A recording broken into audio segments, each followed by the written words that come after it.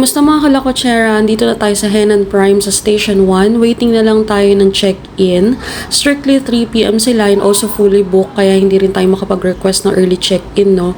So, balikan ko kayo mamaya pag nasa room na tayo. Kumusta ulit mga kalakotsera? Ito na naman. Naglipat bahay na naman tayo today. Ito na. Nasa Henan Prime tayo dito sa Station 1. Medyo matagal yung check-in, no? Kasi 3 p.m. Fully book ata sila.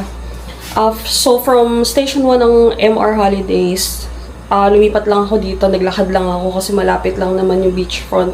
Though, yung side kasi nitong hotel nila, yung nakuha kong room is dito sa may East Wing. So, meaning, galing doon sa beachfront Station 1, pumasok ako doon sa restaurant nila, dire-diretso hanggang sa back road. Then, tumawid. Anyway, yung mismong receptionist or yung lobby nila, or reception rather, or yung lobby nila is doon dito sa East Wing. So, talagang tatawid ka para mag-check-in. So, ito nang after 2 hours, no? Anyway, nag-lunch naman ako. Kaya, konti lang yung paghihintay. So, may 2 beds ulit. Lagi na lang 2 beds yung binibigay sa atin. Ayan. Kasi yung reservation ko is wala akong choice of room. Hindi naman ako namili. Nakalagay lang dun sa cloak na upon check-in, malalaman ko kung ano yung room na ibibigay, kung ano yung available. So, ang binigay sa akin is yung pinakadulo dito sa 3rd floor. Okay lang din. Kasi yun nandoon sa may harapan is nandun pala yung renovation. Baka rin din tayo makapagpahinga sa hapon kasi 2 to 5 yung hanggang 5 p.m. yung renovation nila. So, maririnig natin yung nagdi-drill. Nandun kasi sa pool area eh. Buti na lang nasa dulo. Maganda rin pala, no? So, ayan yung room. Malawak siya. And may balcony. May tuyuan ng mga basang damit. Ayan. So, ang daming salamin. Ang daming salamin. So, ayan. Sa dulo tayo. Maganda din kay Henan kasi maulan ngayon eh. Ngayong araw na to, Saturday. Meron silang, pahiram na payong. Pwede mong dalhin niya na sa D-Mall. So, ito yung CR. Bathroom. May bathtub. Di ko naman magagamit yan. Try lang natin mamaya para lang ma-maximize. Sayang naman. Ilagay ko na lang yung price dito. Pag magkano ko siya na book kay Cloak, nakalimutan ko exact pricing. So, lalagay ko na lang dito pati yung discount code if ever you wanted to use my code for additional 5% discount. Lalagay ko na rin pati yung link dito sa description box. Click nyo lang, then lagay nyo lang yung discount code ko. So, ayan. Lawak ng bathroom. So, ayan toilet. And may bidet, syempre. Yan. So, ngayon, ang gagawin natin is matutulog muna ako kasi puyat-puyat ako kaya edit kagabi. Yun lang. Balikan ko kayo mamaya. Feeling ko punta ako ng Yokose. Huwag lang uulan. See you. Bye. Hindi ko pala napakita kanina, no, yung mini fridge nila na nandito rin sa room. May available silang mini fridge kung mag-store kayo ng mga goods. Yun nga lang, bawal magpasok ng food dito, lalo yung seafood. Hindi pwedeng magpasok. Siguro for takeaways lang yan galing sa mismo restaurant. May coffee, may tea, freebies na yan. Pwede nyo nang kunin yan. May drip coffee din. May lalagyan sila ng tubig, may pitcher sila, pwede nyo siyang lagyan ng tubig outside. Merong mga available dispenser dun sa paglabas mo ng room. May mga shelves and drawers na available din if marami kayong gamit and multiple nights kayong mag-stay. So, yun lang, nakalimutan ko lang kanina. And banda dito, meron ding workstation if ever dala-dala nyo yung laptop nyo, need nyo mag-work.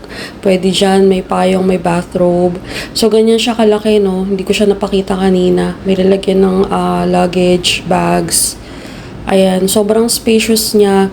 Pang 3-person ata to. Kasi may single bed eh. Ayan yung balcony.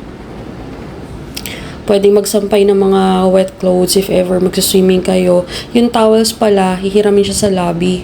Pwede kayong humiram ng beach towels and pool towels sa lobby. Ibabalik nyo lang din. Bibigyan naman kayo ng card. So, ayun yung pool area. Buti malayo yung renovation dito sa room para makapagpahinga naman tayo ng kaunti. Papakita ko lang. So, ayun yung pool. Pwedeng mag-swimming dyan kahit na may mga rooms na malapit dito sa mismong mga pools. So, ayan. Ayun lang, nakalimutan ko lang ipakita kanina kung gaano kalaki yung room. Daldal kasi ako ng daldal. At least, di ba, na room tour ko ulit kayo. So, yun lang. Napaka-spacious ng room. Check nyo kay Klook kung magkano and yung preferred dates nyo. Yun lang.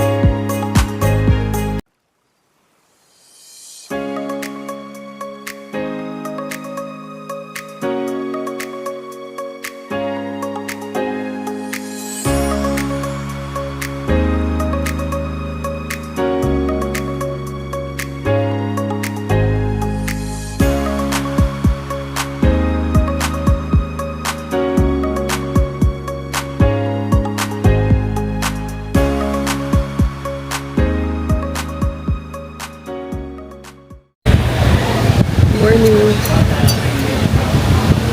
Breakfast tayo dito sa yun lang. Dito tayo sa labas. Ano muna. Wait lang. Food ko.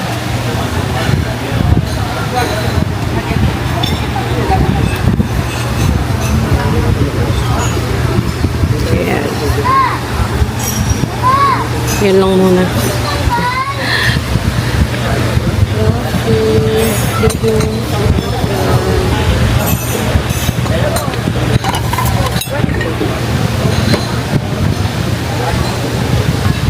Yung masarap sa rin yung buffet nila, yung breakfast. Actually, lahat ng buffet nila naman masarap. Kasi may ilang kainan kasi yung konti lang yung cuisine o yung dishes. Pero yung far dun sa dalawang nakainan namin, like garden tsaka dito, masarap naman. Ang ganda.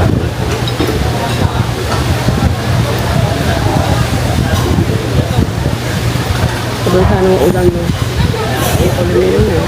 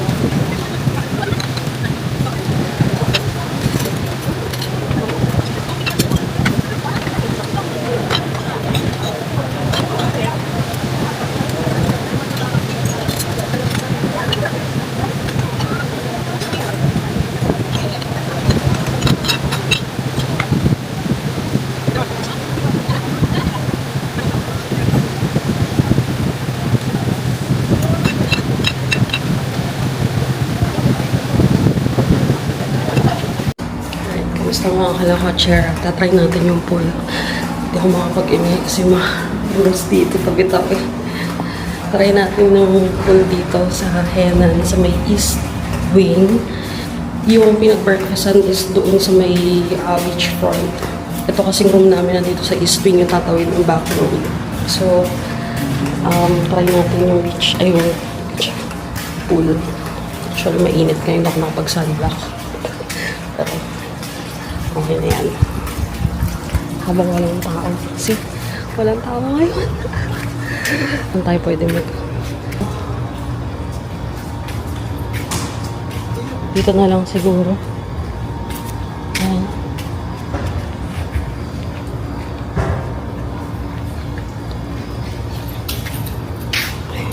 Kaya, walang tao. Ay. Sakit yung buong pool. Doon yung room natin sa taas. Dito sa dulo. Umulan kagabi. Buong gabi. Bali yun yung room namin sa taas. Third floor.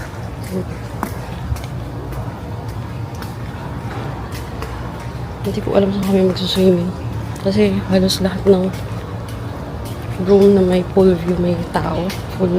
Fully book ata dito. Dito na lang. Siguro naman okay lang.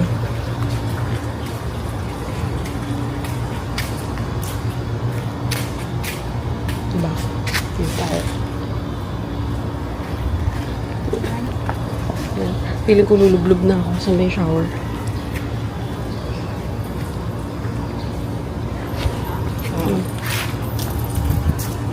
Naambol na.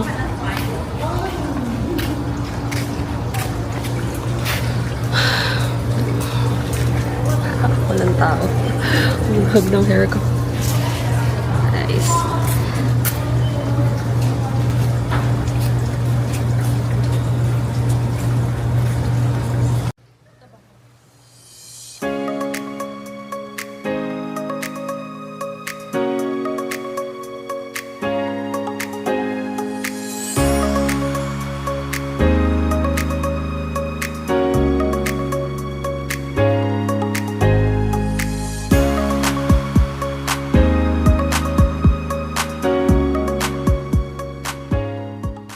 Hello mga kalakotsera, medyo ginutom tayo sa pagsuswimming kanina. So naghanap ako ngayon ng makakakainan. And good thing, habang sa paglalakad ko, nakakita ako ng Spanish restaurant. Malapit lang din sa Henan, katapat niya yung Sea Wind Resort. Dito lang din sa Station 1. Ang name ng restaurant is Don Mestizos. Medyo mura yung pagkain nila, pizzas and pastas and also pastries. May mga breads na available. Ayan. Lagi ko itong nakikita, ngayon ko lang tinry. Mura lang din yung servings nila. Anyway, good for sharing na. Lalo yung pasta nila, medyo marami na rin. Order nga pala ako ng spaghetti bolognese and yung all meat na pizza nila. Sobrang daming serving, di ko naman kaya ubusin to. So, ayan. Sobrang sulit siya para sa akin. Pwede nyo ring i-try. Anyway, walking distance lang naman siya kung nasa Station 1 kayo. Labas lang kayo sa may back road or magpahatid kayo sa e-trike. Sabihin nyo, Don Mestizos. Madali siyang makita since along the road lang siya. Ayan, no? Kitang-kita ng mga e-trike yan. So, yun lang. Thank you sa panonood ng vlog ko. Bye!